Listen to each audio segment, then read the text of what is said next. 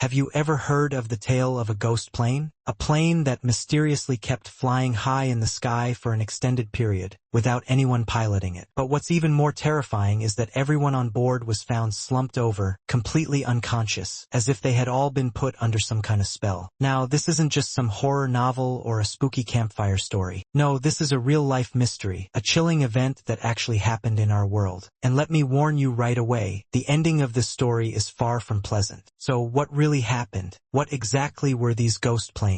Let's dive into this mystery together. While listening to the story, I want you all to put on your detective hats. Pay close attention to every detail and clue hidden in the story I'm about to tell, because the key to solving this mystery is buried within it. Today's tale of unexplained mystery begins with an unusual anomaly that occurred on a Boeing 737. It all started around mid-2005 when the aircraft landed on the island of Cyprus. But just before it touched down, the pilots heard a strange banging noise, as if something was forcefully striking the aircraft's door. They had no idea what was causing it. At first, they suspected it could be ice buildup on the door. After all, at high altitudes, the temperature drops drastically, and it's not uncommon for ice to form on the exterior of the aircraft. However, after the plane safely landed, airport officials called for an inspection to ensure everything was in order. But here's the strange part. The inspectors found absolutely nothing wrong with the aircraft. No mechanical issues, no visible damage, and no sign of what could have caused that eerie noise. So, they closed the aircraft door, finished the inspection, and deemed it safe for operation. The Boeing 737 was then cleared for its next flight, scheduled for early the next morning. Now, since August is peak vacation season, airports are incredibly busy, and airlines are working at full capacity to accommodate the massive influx of travelers. Because of this, the same aircraft had to be quickly put back into service for its next scheduled route. Its mission, to depart from Cyprus and fly to Athens. That morning, the flight crew prepared for takeoff. As per standard protocol, there were two pilots in the cockpit, the captain and the co-pilot. Both were highly experienced aviators with thousands of flight hours under their belts. Like most veteran pilots, they went through their usual pre-flight routine, engaging in casual conversation as they prepared the aircraft. With years of experience, they likely didn't feel the need to overanalyze every minor detail. And so, the minutes ticked by. At 9 a.m., it was time for departure. The aircraft was ready for takeoff. The two pilots proceeded with takeoff, lifting the aircraft off the runway. But barely moments after the plane was airborne, an unexpected warning alarm suddenly blared throughout the cockpit. Now, this was highly unusual. You see, normally, pilots are well aware that if an aircraft's warning system is going to trigger, it should happen before takeoff. Why? Because commercial airplanes are equipped with an automatic safety system designed to detect potential issues, things like unsecured doors, cabin pressure leaks, or system malfunctions, before the plane even leaves the ground. If any serious problems were detected, this system would sound an alert, effectively preventing takeoff until the issue was resolved. But this time, the alarm didn't go off before takeoff. It only started ringing after the wheels left the runway. This immediately raised suspicion among the pilots. What's going on? Why was the warning system only activating now? Something wasn't right. Uncertain about the nature of the issue, the pilots quickly radioed air traffic control, requesting an immediate systems check. The air traffic control tower on the ground immediately began running diagnostics to check for any issues with the aircraft. However, before they could fully assess the situation, another serious problem arose. Suddenly, a new warning alert appeared on the aircraft system, this time indicating that the plane's heating system was overheating. In simpler terms, some component on the aircraft was experiencing extreme heat buildup, unable to dissipate it fast enough. And if this overheating continued unchecked, it could potentially lead to catastrophic failure, even causing an explosion that might bring the entire aircraft down. This immediately put the captain on high alert. Recognizing the serious risk, the captain urgently informed air traffic control. However, before they could complete their checks, radio silence fell over the aircraft. The communication signal was suddenly lost. Just like that, there was no further transmission from the aircraft. At this point, air traffic controllers on the ground were left puzzled. Was this just a technical issue? Had the radio overheated and failed, causing the loss of communication? It was a plausible explanation. Since the overheating issue was confirmed, it was reasonable to assume that it might have affected critical electronic systems, including the radio communication unit. So, for the moment, they weren't too alarmed. From what they could see on their radar screens, the Boeing 737 was still maintaining its designated flight path. Everything appeared normal, or so they thought. That destination was Athens, Greece. At first, air traffic controllers on the ground were relieved. Everything seemed fine. However, when the aircraft was supposed to land, which was around 10 a.m., something strange happened. The Boeing 737 never descended. Instead, when they checked the radar screens, the plane was still in the air, circling over Athens in loops, without any attempt to initiate landing procedures. At that moment, concerns started to creep in among the air traffic controllers. Was this some kind of technical malfunction? Or was this something far worse? A terrifying thought began to form in their minds. Could this be a hijacking in progress? They had good reason to suspect this. Remember, this was the year 2005, only a few years after the tragic events of 9/11, when terrorists hijacked commercial airliners and crashed them into major landmarks in the United States. Given the recent history, it was understandable that people immediately feared the worst. Panic started to spread among officials. The question now was, had a new terrorist attack just begun? And was Greece the next target? So what was their plan? What were they about to do with this aircraft? This was no small matter. If this really was a hijacking, the stakes were life and death. At that time, Athens, Greece was a city filled with people. And to make matters worse, it was the height of the tourist season. That meant even if the aircraft didn't crash into a building, it didn't need to. If the plane simply fell out of the sky, it could still kill hundreds of people on the ground, easily. This was a critical moment. Realizing the immense danger, Greek authorities made a high-stakes decision. They scrambled military fighter jets to intercept the rogue airliner. These were combat aircraft from the National Air Force, deployed to investigate the Boeing 737. And if they discovered anything suspicious, if terrorists were in control, if this plane was about to be used as a weapon, they were prepared to shoot it down. However, what the fighter pilots found in the skies above Athens was far more chilling than anything they had imagined. As they approached the airliner, their first move was to attempt radio contact. "This is the Hellenic Air Force. Identify yourself immediately." Silence. They repeated their call over and over, but the Boeing 737 didn't respond. The radio was completely dead. That's when the fighter pilots decided if they couldn't communicate remotely, they would investigate manually. So they maneuvered their jets closer, flying right alongside the rogue aircraft. One of the fighter pilots then tilted his aircraft and looked directly through the cockpit window, and what he saw sent shivers down his spine. He was expecting to see a hijacker, or at least a pilot at the controls. What he saw was something far more disturbing. But what shocked the fighter pilot even more was this. The co-pilot was indeed a pilot from the airline, but his head was slumped forward, resting heavily against the control panel. It was as if he had collapsed violently, his face smashing into the instruments. His neck hung limp, completely unresponsive. And the captain? He was nowhere to be seen. The fighter pilot's heart pounded. Something was very, very wrong. He immediately contacted the command center. "This is not a hijacking. We have an emergency." As the fighter jet circled the airliner, the pilot decided to look further. He needed to see what was happening to the passengers. So, he maneuvered his aircraft alongside the Boeing 737 and peered through the passenger windows. And what he saw, it was horrifying. Inside the cabin, every single passenger was completely motionless. Their heads had slumped forward, just like the co-pilot. But there was something even more unsettling. Each and every one of them was still wearing an oxygen mask. Yet, not a single person was moving. Could it be that this entire event was actually a terrorist attack? Could someone have tampered with the oxygen system, replacing it with a lethal gas? Instead of breathing oxygen, had the passengers and crew unknowingly inhaled poison? The fighter pilots watching the aircraft were racing through possibilities, but before they could piece it all together, they saw something that made their blood run cold. Inside the cockpit, a figure moved. Someone, who wasn't the captain, had broken into the cockpit, and they were frantically pressing buttons, moving around the control panel in a panic. The fighter pilots were stunned. Who was that? What were they trying to do? One of the military pilots waved frantically, signaling, but the figure inside the cockpit didn't react. They continued struggling with the controls, fighting against something unseen. And then, after what felt like an eternity, the person inside the cockpit finally turned to look at the fighter pilots. And in one final gesture, they slowly raised a finger and pointed downward, a silent warning. And at that very moment, the aircraft nosedived, plunging straight toward the earth. Within seconds, it vanished beneath the clouds. And then, a massive explosion. The Boeing 737 was gone. Everyone on board gone.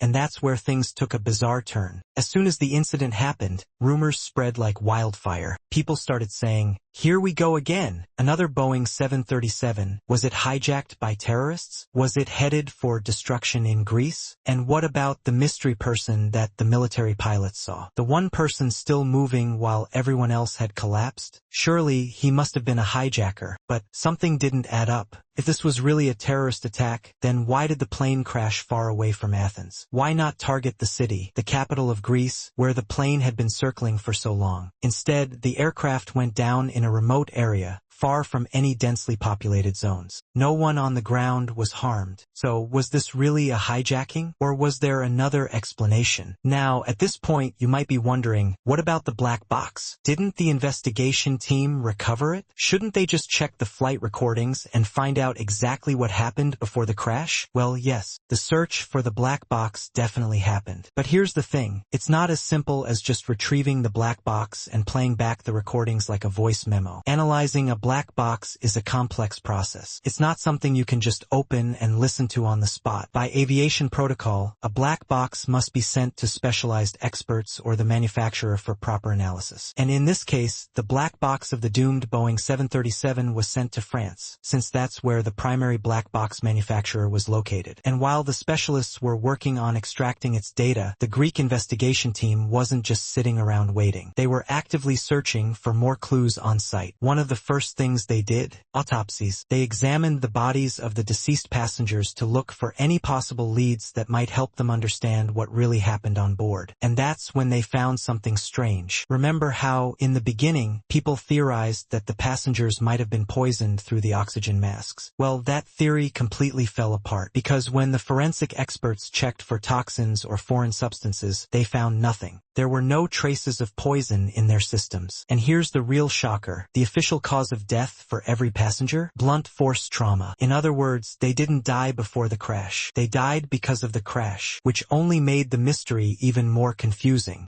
And the most thrilling revelation? Investigators decided to extract DNA from the most suspicious person on board, the one person who wasn't unconscious while everyone else was slumped over, the same person seen messing with the cockpit controls just before the crash. So, they retrieved his body and ran extensive tests, including DNA analysis, to identify who he really was. Was he a foreign terrorist? Was he part of some bigger conspiracy? But when they finally got the results, he wasn't a stranger at all. In fact, he was someone who should have never been in the cockpit in the first place. The mystery man was actually a flight attendant. His name? Andreas Prodromou. Even though he worked for the airline, he wasn't supposed to be on that flight the day the plane went down. So why was he on board? And more importantly, why was he the only one still conscious while everyone else had collapsed, completely unresponsive? Could this have been a hijacking? Maybe Andreas had some personal vendetta against the airline. Maybe he wanted revenge, and that's why he took control of the plane? Well, spoiler alert, that wasn't the case at all. In fact, it was the complete opposite. Andreas wasn't the villain of this story. He was the hero, the one person who tried to save them all. And all of these mysteries, they would finally be revealed once the black box recordings were retrieved. But before we dive into what was actually recorded in the black box, let's take a moment to talk about the man himself, Andreas Prodromou. Who was he? And why was he the only person still conscious on that doomed flight? Well, Andreas had always been fascinated by aviation ever since he was a child. He was so passionate about it that he even trained to fly small aircraft. On top of that, his girlfriend was an air hostess, which meant he was always surrounded by the world of aviation. And on the day of the incident, his girlfriend was scheduled to be on that flight. But Andreas wasn't. In fact, he wasn't even supposed to be there. The only reason he ended up on board that day was because early that morning, one of his colleagues called in sick. A fellow flight attendant had suddenly fallen ill and needed someone to cover their shift. Andreas, knowing his girlfriend would be on that flight, so he stepped in, took over the shift, and boarded the plane. But what he didn't know at the time was that this flight, this one final flight, would be his last, and his girlfriend's last. The moment the black box recordings were retrieved, investigators immediately knew the exact cause of the disaster. It wasn't just one single mistake, but rather a combination of multiple factors that led to the catastrophe. And it all began long before the pilots and flight attendants even boarded the aircraft. Remember the strange banging noise that was heard near the airplane door just before the previous flight landed? Well, that mysterious sound had prompted the maintenance crew to run a full check on the aircraft before its next flight. But here's where things went terribly wrong. In order to perform their inspection, the maintenance team had to manually adjust the cabin pressure settings. This meant switching the system from automatic to manual mode so they could safely inspect the aircraft systems. And once they finished the inspection, they determined everything was fine. No problems, no risks, so they closed everything up and left the plane. But they forgot one crucial thing. They never switched the cabin pressure system back to automatic mode. Now, this mistake might not have been a big deal if the captain or co-pilot had noticed it and switched it back to automatic mode. But here's the problem. The captain was a seasoned pilot, someone who had flown this route many times. He had done it so often that he had developed a routine. And in that routine, the cabin pressure system was always set to automatic. So he never even thought to check it. Instead, he chatted casually with his co-pilot while they prepared for takeoff. And when the time came, they took off as usual, completely unaware that the cabin pressure system was still in manual mode. Now, even though the system was in manual mode, it's not like they couldn't control the pressure manually. They could if they knew about it, but they didn't. They assumed everything was working as normal, so they let it be, unaware of the silent disaster that was about to unfold.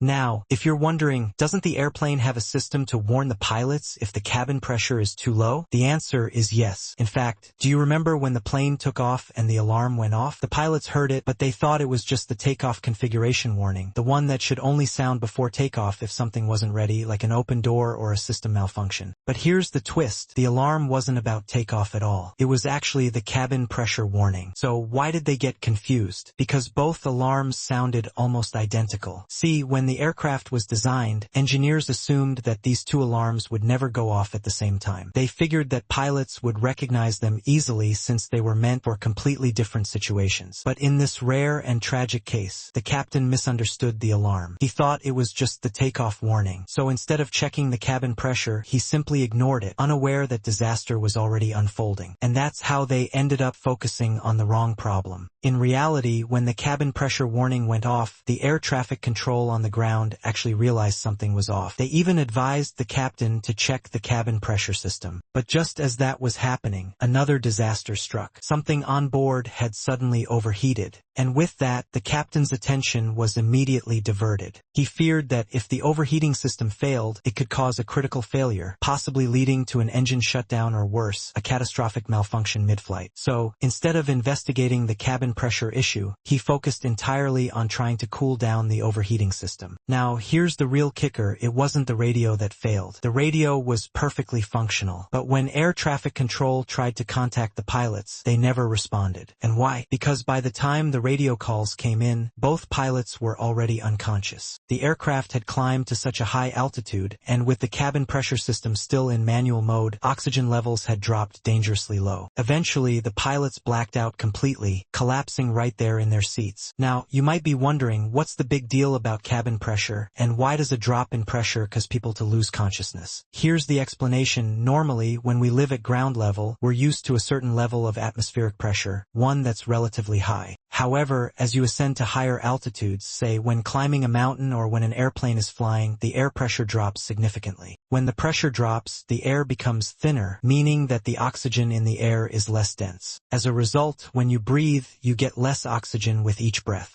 At first, you might just feel tired or a bit lightheaded because your brain isn't getting enough oxygen. But if the oxygen supply continues to diminish, you can start experiencing more severe symptoms: dizziness, blurred vision, difficulty breathing, and even a loss of consciousness. In everyday life, simple tasks like picking up an object might become unusually difficult because your body isn't receiving the oxygen it needs to function normally. And if the brain is deprived of oxygen for too long, it essentially shuts down, leading to a state similar to sleep or, in more severe cases, complete blackout. This is exactly what happens when an aircraft flies at high altitudes without proper cabin pressure adjustments. If the system isn't switched back to automatic, the cabin pressure may remain too low, causing everyone on board to eventually lose consciousness due to oxygen deprivation. But the reason we don't feel anything when flying on an airplane is that the aircraft has a cabin pressure regulation system in place. This is the system I mentioned earlier. It should have been set to automatic mode, but in this case it was switched to manual mode, and the pilots didn't manually manually adjust the cabin pressure. That's when things went terribly wrong inside this aircraft. The first sign of trouble was the deployment of the oxygen masks. As soon as the cabin pressure dropped too low, the overhead compartments released the emergency oxygen masks for passengers. This system is in place to help passengers get enough oxygen when there's a sudden drop in cabin pressure, because, as we've discussed, the human body starts malfunctioning without enough oxygen. However, here's an interesting fact. The oxygen masks in airplanes are designed to function for only about 15 minutes. Why such a short duration? Because the standard emergency procedure in aviation dictates that if an issue with cabin pressure occurs, the pilot is supposed to immediately descend the aircraft to a lower altitude where oxygen levels are sufficient for passengers to breathe normally. The 15-minute supply is expected to be enough time for the pilots to bring the aircraft down to a safe altitude. But that didn't happen on this flight,